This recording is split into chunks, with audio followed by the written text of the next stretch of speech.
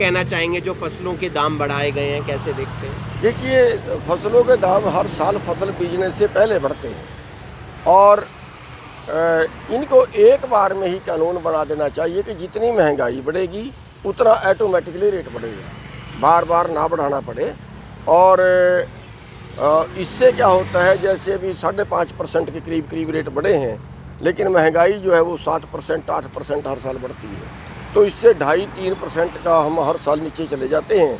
और इसका अगर हम आंकड़ा देखें 1967 से लेके आज तक जो हो रहा है, वो आप देखें, कर्मचारियों से तुलना करें, एक कर्मचारी की तनख्वाह तो 400 गुना 500 गुना बढ़ गई है, हमारे रेट तो 30-31 गुना बढ़े हैं। और अगर हम बाज़ार से तुलना करें, मान लिया हम अपनी फसल बेच के ईंट खरीदते थे, 1 क्विंटल गेहूँ के बदले 1600 ईंट आती थी 1960 में।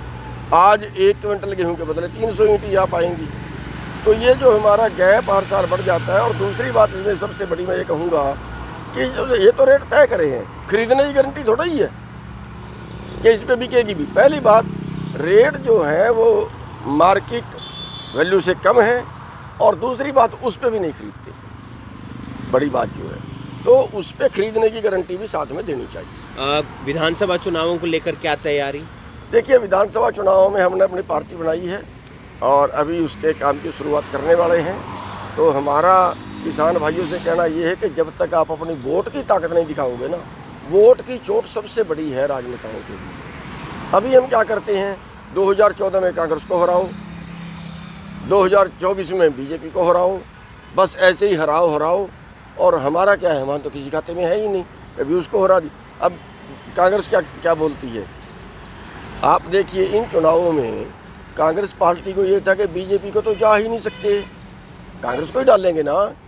और इसलिए उन्होंने किसी किसान संगठन से बात नहीं की, किसी किसान संगठन से वोट नहीं मांगे, किसी किसान संगठन को बढ़ा के ये नहीं कहा कि आपकी क्या समस्या बताओ भाई, हमारा राज है, हम अपने मैनिफेस्टो में डाल। देखिए, इन चुनावों में कांग्रेस पार्टी को ये था कि बीजेपी को तो जा ही नहीं सकते, कांग्रेस को ही डालेंगे ना।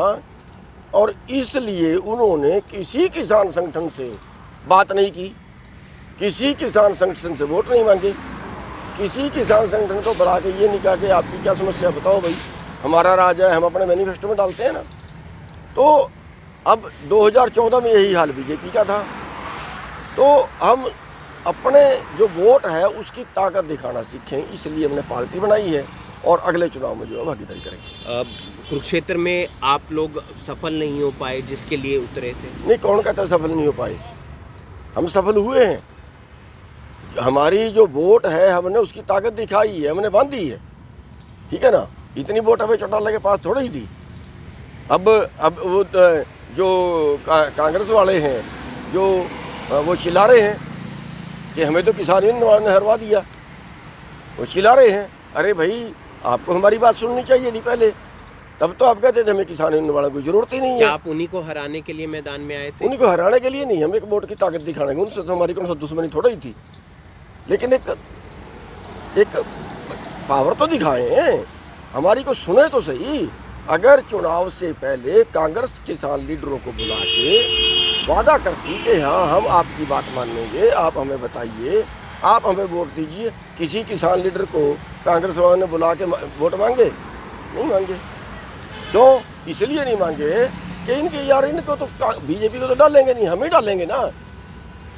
2014 में यही बीजेपी कहती थी, हम क्यों माने, इन्होंने हमें वोट थोड़ी डाला है, इन्होंने तो कांग्रेस को हराने के लिए डाला है, इसीलिए उन्होंने हमारी बात नहीं मानी। हमने हमारी वोट का जो है वो गिनती नहीं की उन्होंने, ना बीजेपी ने की, ना कांग्रेस ने की, वो करवानी चाहिए।